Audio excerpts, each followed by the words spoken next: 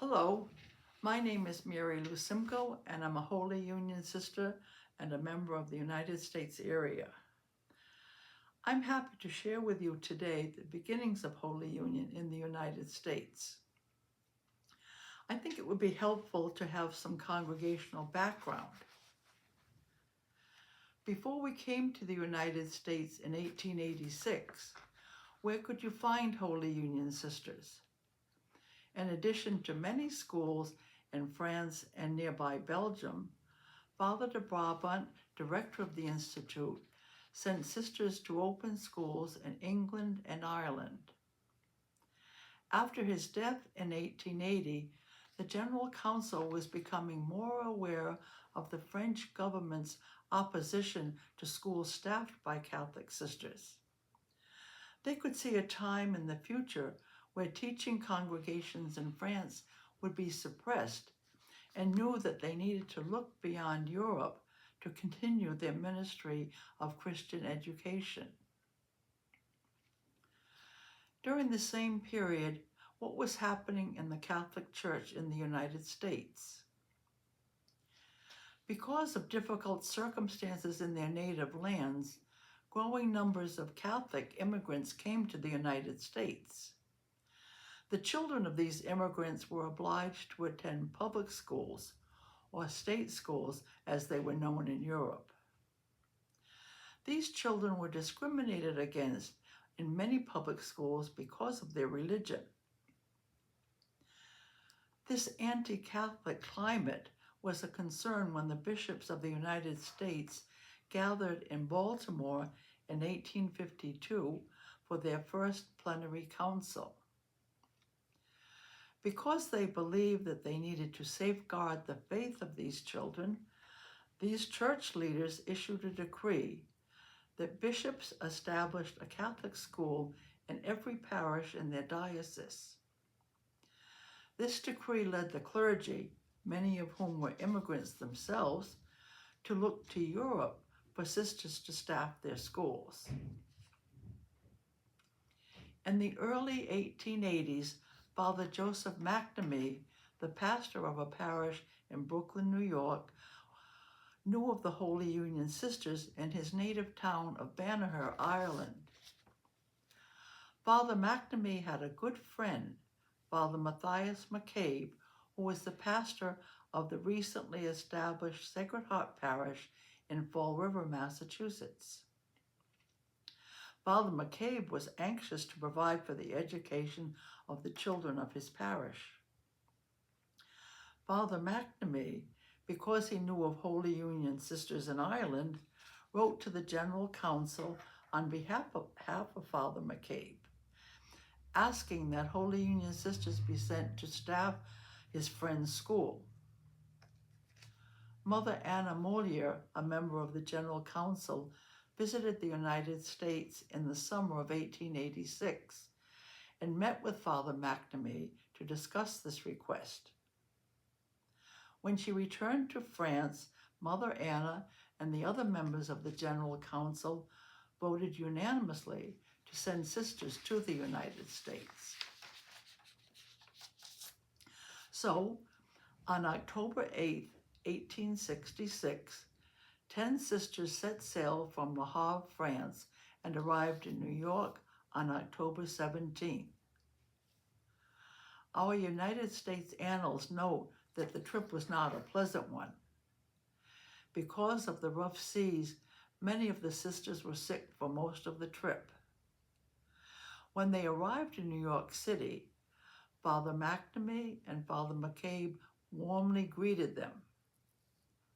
After a meal in a hotel, Father McCabe and the 10 sisters, along with their 21 trunks, boarded a steamship bound for Fall River. One of these first sisters, Sister Mary Lou, wrote, "One of the most beautiful ships in the universe took us to Fall River." When the sisters and Father McCabe arrived in Fall River the next morning, they were taken in several horse-drawn carriages to Sacred Heart Church, where Father McCabe presided at the first Mass in their new country. Now, who were these first 10 Holy Union sisters? From our beginning, internationality marked Holy Union in the United States.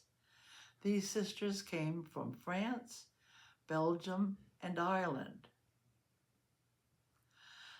The leader of this little band was Mother Marie Helena Domery, a Belgian woman who had recently led a school in Roubaix, France, an industrial city similar to Fall River.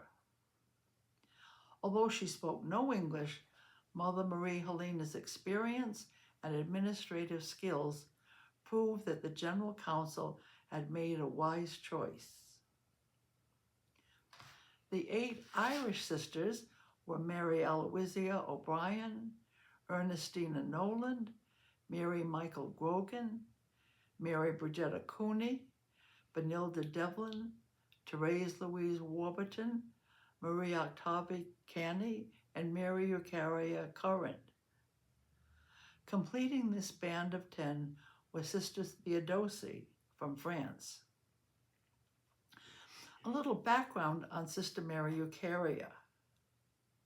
On the eve of pronouncing her first vows, she learned that a sister who was to be part of this first group had become ill and could not go to America, and that Eucharia was to take that sister's place. So on the morning of October 8th, in the chapel of the Mother House in Douai, she pronounced her first vows, and later that day set sail for this first mission in North America. Now, of this group of 10 sisters, 5, Mother Marie Helena, Mary Aloysia, Ernestina, Mary Michael, and Benilda remained in the United States until their death. Sisters Mary Bridgetta, Therese Louise, Marie Octavie, Mary Eucharia, and Theodosie returned to France. When the sisters arrived in Fall River, in addition to teaching at Sacred Heart School, they followed the European custom of establishing a boarding school and academy where the girls would pay fees to attend. The income from the boarding school helped to support the sisters of the parish school, who received no compensation. The sisters also gave music lessons to provide additional income. All of the sisters, both those who taught in the boarding school and those in the parish school, lived in the convent at the top of the street, a short walk from Sacred Heart Parish School. In early December, less than 2 months after they had arrived in the United States, the Academy of the Sacred Hearts opened its doors. Sacred Heart School was still being built and opened in April 1887. At the beginning of the first school year, there were 40 girls in the boarding school and 400 girls and boys at Sacred Heart School, most of whom were the children of Irish immigrants. Soon after Sacred Heart School opened, the sisters received a visit from City Education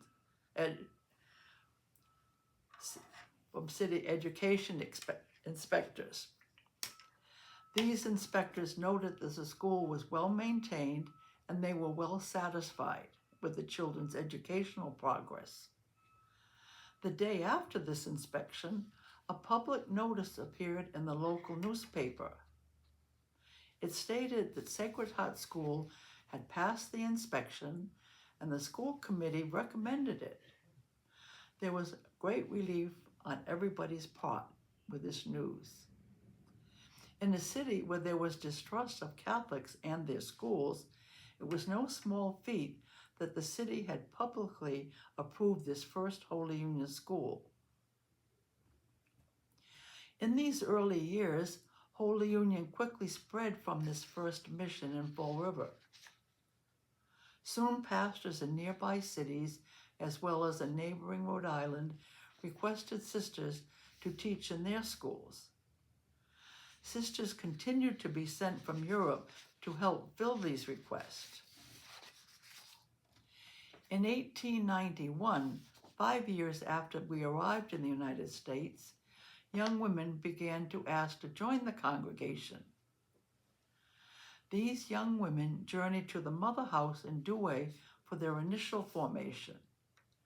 But this separation from the sisters they knew, as well as from their families and their country, was difficult for these young women, and it led to the opening of a United States novitiate in 1907.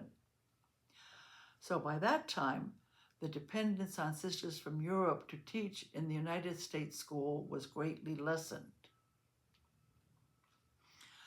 An historical note: Mother Josephine Copen, one of our early mothers, recalled Father de Brabant saying, "I will not die content if there is not one of our convents in America."